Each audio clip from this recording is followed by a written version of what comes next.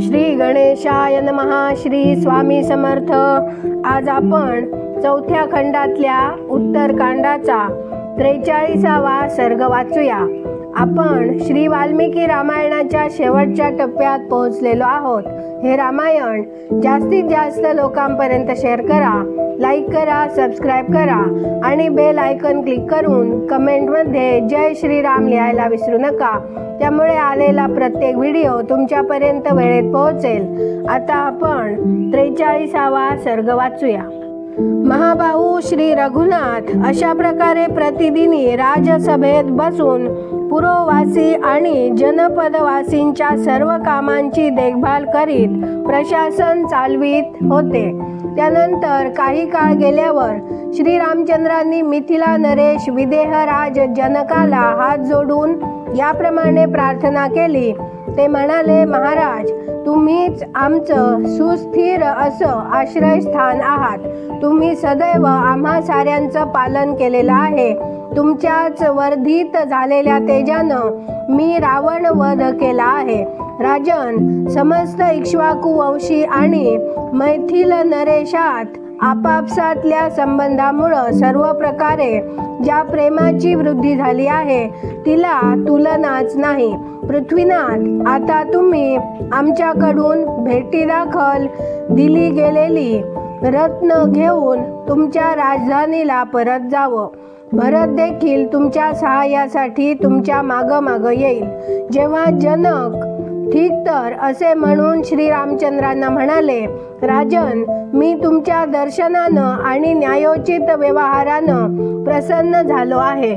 तुम्ही माझ्यासाठी जी रत्न एकत्र केली आहेत ती सारी मी माझ्या सीतादी कन्यांना देतो आहे. श्रीरामचंद्रांना असे म्हणून श्रीमान राजा जनक प्रसन्न चित्त होऊन श्रीरामांची अनुमती घेऊन मिथिलापुरीला निघून गेले. जनक निघून गेल्यावर श्री रघुनाथ हात जोडून आपापल्या मामाला मोठ्या सामर्थ्यशाली असलेल्या केकय नरेश युधाजिताला विनयपूर्वक म्हणाले, राजन, पुरुषप्रवर, हे राज्य मी, भरत, लक्ष्मण आणि शत्रुघ्न सारे तुमच्या अधीन आहोत. तुम्हीच आमचं आश्रयस्थान आहात. महाराज, केकयराज वृद्ध झाले आहेत. ते आता तुमची काळजी करीत असतील. म्हणून पृथ्वीनाथ, तुम्ही आजच जावं हे योग्य असं मला वाटतं.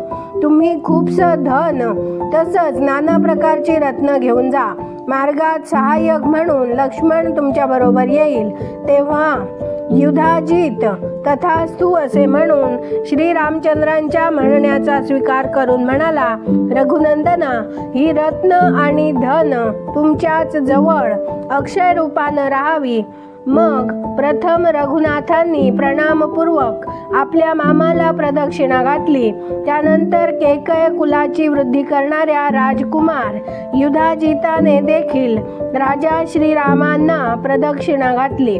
मग ज्याप्रमाणे वृत्रासूर मारला गेल्यावर इंद्राने भगवान श्री विष्णूंसह अमरावतीकडे प्रस्थान ठेवले होते, त्याप्रमाणे केकयराज लक्ष्मणासह आपल्या देशाकडे प्रस्थान केले.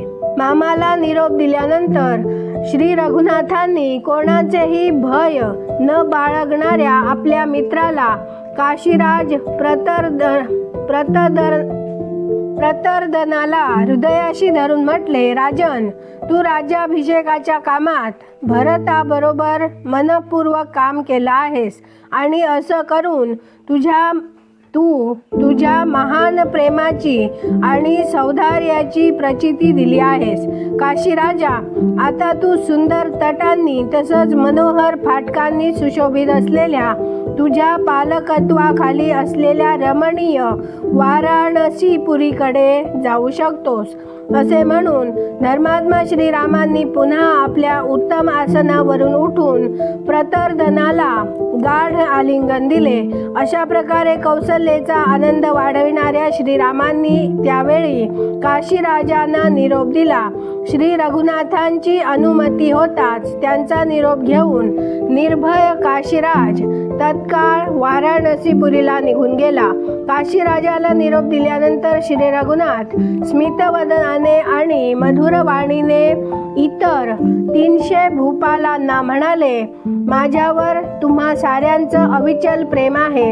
या प्रेमाचं रक्षण तुम्ही तुमच्याच तेजानं केलेलं आहे.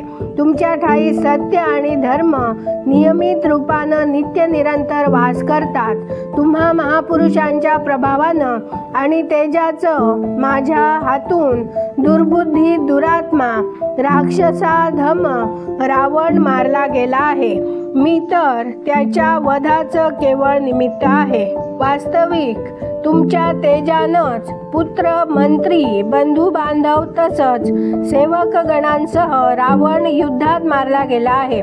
वनातून जनक राज नंदिनी सीतेच्या अपहरणाची वार्ता ऐकून महात्मा भरतानं तुम्हाला इथं बोलविलं होतं. तुम्ही सर्व महात्मे भूपाल राक्षसांवर आक्रमण करण्यासाठी उद्युक्त झालात आणि परिश्रम केलेत. तेव्हापासून आजपर्यंत इथं तुम्हा सर्वांचा खूप कालापव्यय झाला आहे. तेव्हा आता मला तुम्ही तुमच्या नगराकडं परत जावं हे योग्य असं वाटतं. यावर राजे हर्षित होऊन म्हणाले, श्रीरामा, तुम्ही विजयी झालात आणि तुमच्या राज्यावर देखील प्रतिष्ठित झालात. ही मोठ्या आनंदाची गोष्ट आहे. आमच्या भाग्यानंच तुम्ही सीतेला परत घेऊन आलात आणि त्याचबरोबर त्या प्रबळ शत्रूला देखील पराभूत केलं. श्रीरामा, हाच आमचा सर्वात मोठा मनोरथ आहे आणि हीच आमच्यासाठी सर्वात आनंदाची गोष्ट आहे की आज तुम्ही आपल्याला विजयी झालेले पाहतो आहोत. तसेच आपले सारे शत्रू मारले गेले आहेत. प्रशंसनीय श्रीरामा, तुम्ही जी आमची प्रशंसा करीत आहात ती तुम्हालाच योग्य आहे. आम्ही अशी प्रशंसा करण्याची कला जाणत नाही. आता तुम्हाला आज्ञा द्यावी अशी आम्ही विनंती करतो. आम्ही आपल्या पुरीकडे जाऊ इच्छितो. ज्याप्रमाणे तुम्ही सदैव आमच्या हृदयात विराजमान असता त्याच प्रकारे हे महाबाहो, ज्यामुळं तुम्ही तुमच्या विषयीच्या प्रेमानं युक्त राहून तुमच्या हृदयात वास करू अशी प्रीती तुम्ही आमच्या विषयी ठेवावी. तेव्हा श्री रघुनाथ हर्षभरीत झालेल्या त्या राजांना म्हणाले, अवश्य तसंच होईल. त्यानंतर जाण्यासाठी उत्सुक होऊन ते सर्व हात जोडून श्री रघुनाथांना म्हणाले, भगवान, आता आम्ही जातो आहोत. अशा प्रकारे श्री रामांकडून सन्मानित होऊन ते सर्व राजे आपापल्या देशी निघून गेले. इथे 43वा सर्ग पूर्ण झाला. उद्या आपण 44वा सर्ग वाचूया. धन्यवाद.